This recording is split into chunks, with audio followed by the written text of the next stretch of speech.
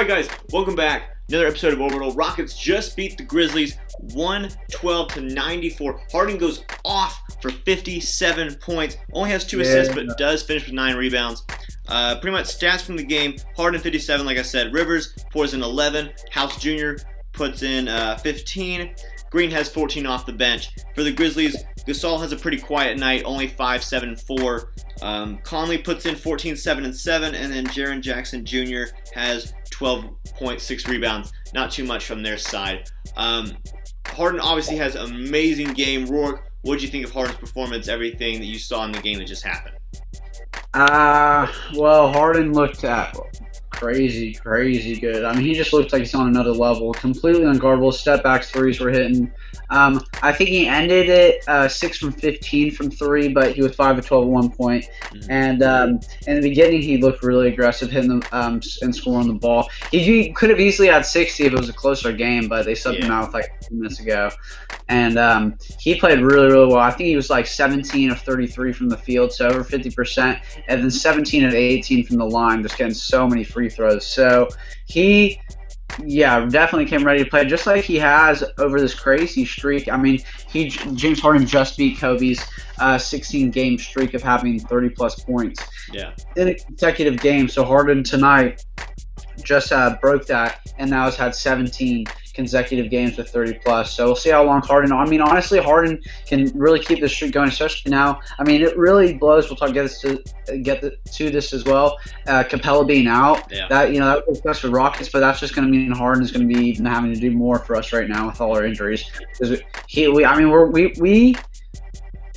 are really injured right now, and Harden really spectacular play over this last runs is really just making up for that and not allowing people to see, because I think we're like 7-3 in our last 10. Everyone knows we've been playing pretty well recently because of Harden, and so we take away Capella, Eric Gordon, obviously Chris Paul, and you have all these injuries. That's like three of our starters are out. It's putting a lot of burden on Harden to try to really do everything. He's taking all the possession, taking all the shots, and people are saying that's bad. But I mean, if you're watching the game, it's almost like you want him to. It's like as soon as the Harden goes out, Austin Rivers might get a little bit going. Gerald Green, whoever is kind of feeling it. But it's like you need Harden out there because he's someone that you can rely on to keep scoring efficiently and consecutively. So we look a little lost without him, I think. And he did pretty well defensively. Had a couple good steals, a couple good picks out of that charge. He was kind of standing there on that charge, but he was all over the place. I actually think I disagree with you about the bench. Watching the bench play tonight, Joe Green obviously had 14, but it felt like he had a lot more. Psychologically he probably had like 18 or 19, but it really all of them are so contested. They're so contested, but they're timely too. Like if he knocks it, I mean, he had a family. I think he just had back-to-back threes at one point in the third or fourth, but they felt a lot more impactful. Like they really helped the Rockets completely stretch their lead going into the fourth quarter later on when they took Harden out. But like Joe Green has been doing really well the past 2 games. But it makes me really optimistic for when Gordon and Paul and Capella ultimately do come back. Like watching Rivers play, watching Joe Green play, watching House, I feel like he's going to be one of the biggest improvements the Rockets can take pride in this season. He is like, when I said Harden's not out there and we look a little lost, he looks like he is playing really aggressive right now, really taking the ball to the rim right now. And he had some crazy step back shots. I guess all those one-on-ones, him and Gerald Green, they're all playing one-on-one with Harden. They're all picking it up now. So, they had some crazy good shots tonight. Daniel House, if he can play well, keep being aggressive, because he's on that 2-way contract, and now that's about to expire, so he's trying to play to get, because they're about to have to sign him to a real contract to try to get as much money as possible. So I can see why he's trying to play more aggressive too. But with all these injuries, it's like prime time. And Gary Clark, we see him get more minutes recently too, and he has played really well tonight. I heard Bill Orr say he's pretty much having a season night tonight. I don't know how much he ended up with, but it was. He was playing. He only ended up with 8.3 rebounds, 0 assists, but it is. I mean, he's a player that doesn't play a lot now that we kind of play House a lot more, but when he comes in, he's still he still shows flashes of what we ultimately were like. This guy's going to replace Melo. You Yeah, know? and yeah, So, playing defense too. defensively, he's doing great. Yeah, the stats doesn't really show all he does defensively for sure. Absolutely. Yeah, but so we really need House to come back, but we were talking on previous episodes about possible big men. You know, the Rockets are last in defensive rebounding in the league, and we have to talk about we really need a big man. And Hardenstein got some minutes too, but he's more really still a rookie, 20 years old, playing well in the G League. Yeah. But we need a real big man now, especially with Capella out with his thumb for 4 to 6 weeks. He's getting a second opinion, but it's looking like it's gonna be up to 6 weeks. So we definitely need a big man with him out. He's averaging almost 13 rebounds. I'm really bummed out Capella's injured now because I feel like this is going to hurt him for the All-Star game, and he was averaging like 17 and a half, like close to 18 and 13, which are All-Star numbers for big. So yeah, I'm bummed out. Hopefully he can come back sooner. He was having such an underrated season, and his impact on the team just in general, like rebounding, is pretty much all on him. Like when it's him and Harden and Paul, and like when you had the original starting lineup of Paul, Harden, Ennis, Tucker, and him, like he's pretty much the entire rebounding effort there. I mean, Harden will get his like 6 or 7, Paul will get like 3 or 4, but like Capella will always ending up with like 13, 14, 15 rebounds. And obviously his 20 games as well. Yeah. But I mean, you're right. You're 100% right. I feel like, and this the thing is, I'm not seeing a lot of like Bleacher Report articles talk about. They're always talking about their wing, like the wing depth, defense, like, which I agree that needs to be addressed. But I think rebounding, especially when you talk about playoff basketball, rebounding is so important, and the Rockets need to address that first, I think, before they do any sort of wing maneuvering. Yeah. Well, we need it all. We'll see what kind of moves Daryl Morey can make, but we need some more guys, honestly. Gordon's not going to be able to do this until the end of June, so we're going to need some help. I'm hoping Chris Paul, dude, where he's like, we're resting him up. I'm hoping he comes back. He looks like super fresh because he looked a little shaky at the beginning of the season. He was having his worst season yet. So, I mean, statistically, yes.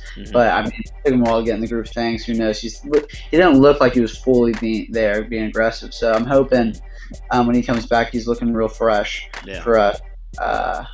But, yeah, we definitely need some help. What do you think about I was reading one of the articles today from Bleacher Report. What do you like?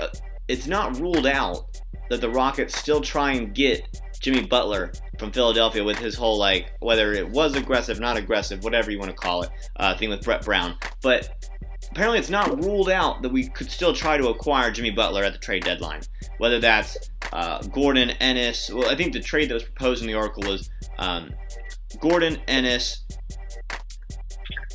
3 first-round picks, and I believe Nene. I think they threw Nene in there as well. What do you like? What are you up or down on the idea of trying to trade for Jimmy Butler? Very up on the idea. I prefer to give up picks and players because I think we need Gordon if we want to get a ring, and that would be the whole reason to get Butler. So I don't know if trading away Gordon's play, but if we have to get Jimmy Butler, then I think we should. So I think he's the one player the Sixers would want in that deal. I mean, you obviously want Ennis for defense, but you really want Gordon for the floor spacing. You need a shooter. Yeah. But I don't think Philadelphia is going to want to trade Jimmy Butler so soon. But I mean, he could leave, but I don't.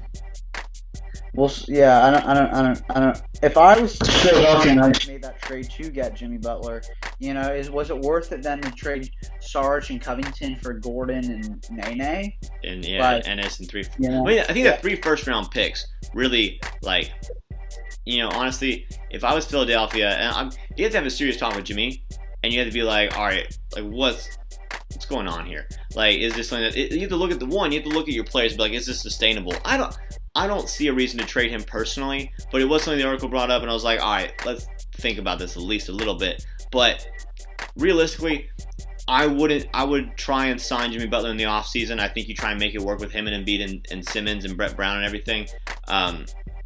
but it's not that bad of an offer. Like 3 first-round picks to a team that is going to be trying and contend, but at the same time, like first-round picks are starting to pan out a little bit more than like in previous years. Like first round goes pretty deep skill-wise. Like you can still find really solid players at the end of the first round. Whether that's guys that you don't think are going to do very well, or you just have like an abundance of talent in a first round for a draft, and you can pretty much any of the top 30 picks are going to be good, solid picks, regardless of whichever one that is. 3 first-round picks for a guy that you're like, listen, might not work out. Maybe we should just roll the dice with the 2 players that have been here. Mm-hmm. Just an idea, like there is some logic to it at the end of the day. I do think the Rockets will get somebody. Mm-hmm. I don't know if it'll be a big name, but I definitely think that we're going to have to get somebody. Mm-hmm. Yeah. All right, guys. This has been another episode of Orbital. Again, Rockets do beat Grizzlies tonight, 112-94, I believe. Yeah. Yes, 112-94. Rockets moved to 25-18. Again, currently solidified as 5th in the West. We'll see how the standings are after all the rest of tonight's games. Closing notes. We're still going to try and be doing these after every single game. That might change back to the original schedule of once a week. We'll see. We'll tell you guys what's going on. But we'll see how that's working out, and we'll keep you in the loop on that. But there will be another episode on Wednesday, another video up on Wednesday after the Brooklyn game. So make sure to come back for that. Again, make sure to like, comment, and subscribe to the channel. Follow us on Instagram and Twitter, both at Orbital_the. All of the Rockets posters we're going to start doing from now on the Instagram are going to have a small, condensed game recap of the game when we tell you the results of the game, right? So tonight we'll have a condensed version of what happened tonight, Harden's 57, blah, blah, blah. So make sure to go and subscribe. So if you don't have time to watch all the episodes, you can still stay in the loop on the Instagram. Rourke, do you have anything else you want to say before we head out? Sounds perfect, baby. We got to start the dub streak again Wednesday, Brooklyn. There we go. All right, guys. Thank you so much for watching. We'll see y'all next time.